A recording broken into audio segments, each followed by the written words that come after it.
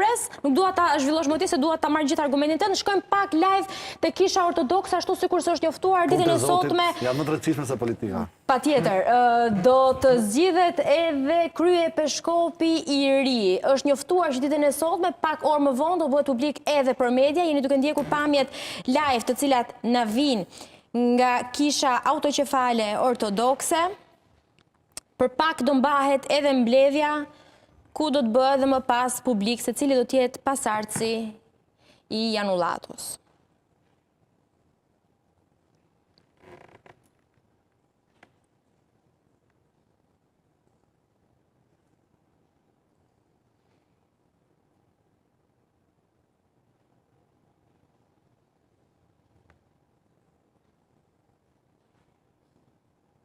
Sikur se ju kemi njoftuar, sot, ditën e diel, me datë 16 mars, Kisha Ortodokse Autoqefale do të njoftojë se kush do të jetë kryepeshkopi i ri i Shqipërisë, por kam edhe kolegun Thimi Samarxhi, i cili ndodhet aty që mund na jap më një herë disa informacione të reja. Thimi, të përshëndes, të lutem na përditëso. Greta, të përshëndes, atëherë përshojmë që antarët e sinodit të shenjtë janë duke hyrë në godinën e sinodit të shenjtë, aty ku pas mbledhjes të Këshillit Kleriko-Laik, i përbërë nga 16 antarë të Këshillit Kleriko-Laik, më pas do të jetë mbledhja e antarëve të sinodit të shenjtë, 7 antarët e sinodit të shenjtë, nga prej ku pas pak, besoj rreth ndoshta 60 minuta ose pak më shumë, do të kemi dhe emrin e kryepeshkopit të ri të Shqipërisë. Tashmë kjo është procedura, gjithçka është me dyer të mbyllura.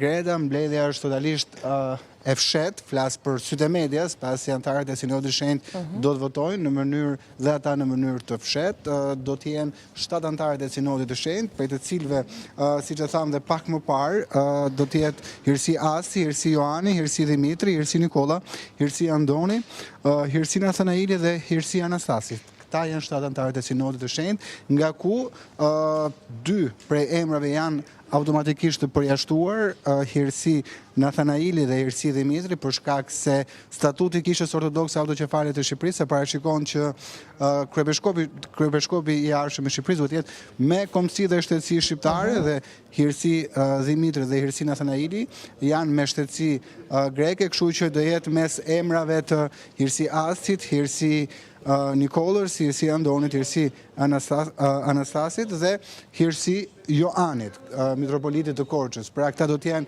5 emrat nga ku do të zgjidhet edhe kryepeshkopi i arshëm i Shqipërisë. Pra Greta, tashmë ky është momenti parë pas shumë vitesh në historinë e Shqipërisë ku le të themi është një ngjarje e tillë, pasi hera fundit që është zgjedhur kryepeshkopi i Shqipërisë përmes mbledhjes së sinodit ka qenë Hirsi Damiani, fort i lumtur i tij Damiani, në vitet 1966, më pas nuk ka pasur më mbledhje të sinodit të shenjtë. Pra, kryepeshkopi që do dalë sot do të jetë kryepeshkopi 6 në historinë e Shqipërisë, e Kishës Ortodokse Shqiptare, dhe pritet emri, një mbledhje e cila, siç e thash, i paraprim mbledhja e Këshillit Kleriko-Laik, e përbërë nga 16 antarë, cilët janë përfaqësues të mitropolive të vendit, dhe ata bëjnë propozimin dhe më pas sinodi i shenjtë mblidhet për të votuar se kush do të jetë kryepeshkopi i arshëm i Shqipërisë. Po, Greta? Dakor, Thimi, të falenderoj shumë. Do kemi mundësi që ndoshta do jemi në transmetim së bashku deri në momentin që do dalë emri, që të kemi edhe një lidhje tjetër së bashku për të kuptuar emrin dhe detajet e tjera sa i përket edhe pasardhësit të Janullatos. Besoj do jetë hapësira jote informative kur të jetë dhe emri i ri i kryepeshkopit, kështu që besoj do ta japim bashkë emrin e kryepeshkopit të ri të Shqipërisë. Të falenderoj shumë, Thimi.